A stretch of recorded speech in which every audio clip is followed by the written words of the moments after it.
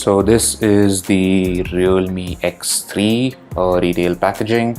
So let's pop out this outer wrapping and then open up the box. Wait for it. There we go.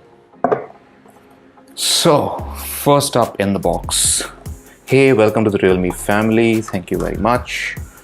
Okay, we have a little pouch here for the silicone case, which is always handy to have. We have some regulatory quick start information guide kind of things which nobody is ever going to read. Let's quickly pop this out. And here we go. So this is the Realme X3 SuperZoom in a white color, which is very obvious. Okay, let's keep this aside for now. See what else we get in the box. We have a charger,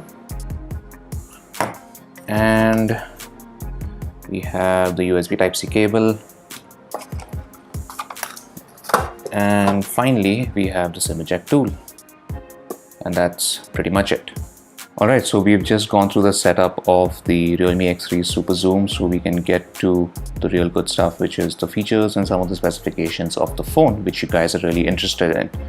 So this is the Arctic white color, which looks pretty nice. It's had this nice smooth satin finish, which doesn't really attract fingerprints at all actually. Now there are two variants of the X3 SuperZoom. There's one with 8 GB of RAM and 128 GB of storage, and there's another with 12 GB of RAM and 256 GB of storage. That is the one we have. Now this is LPDDR4X RAM, and it is UFS 3.0 storage, so that's good. Now in the front, let's just start with the display itself. Let me just switch to a better wallpaper so perhaps you guys can get a better look. Okay, so in the front we have a 6.6-inch Full HD Plus display. This has Corning Gorilla Glass 5, and it also supports 120 Hz.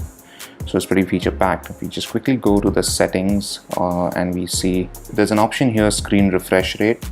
If you tap this, you can see it's auto select, or you can choose manually 120 Hz or 60 Hz.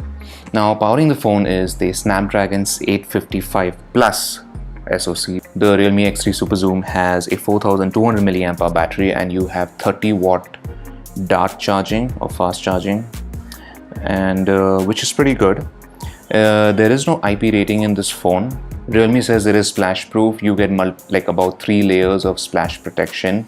Let's see around the phone. Let's take a quick tour of it. Here we have the volume buttons, we have the power button, and we also have the fingerprint sensor. So since this is not an AMOLED display, you get a capacitive fingerprint sensor, which is fine. I have no issues with that.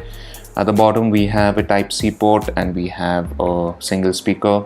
This has a super linear speaker according to Realme, which also supports Dolby Atmos, which is good. Up on the top we have a earpiece, which you can barely see, but it's there. We have a hole punch cutout, dual hole punch cutout for the two cameras, which is nice. And at the back we have the main star attraction, which we will get to shortly. But first let's quickly take a look at the UI. So this is running Realme UI.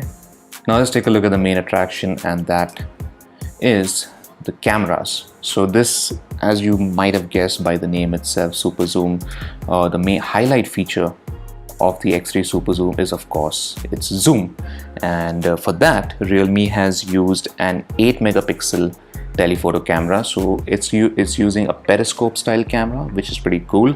As you can see from the top, the first sensor has this squarish cutout compared to the circular cutout of the rest. So this is a periscope 8 megapixel sensor with a telephoto lens. Now Realme says it can do 5x optical zoom, which is impressive, definitely, and it can reach a maximum of 60x zoom.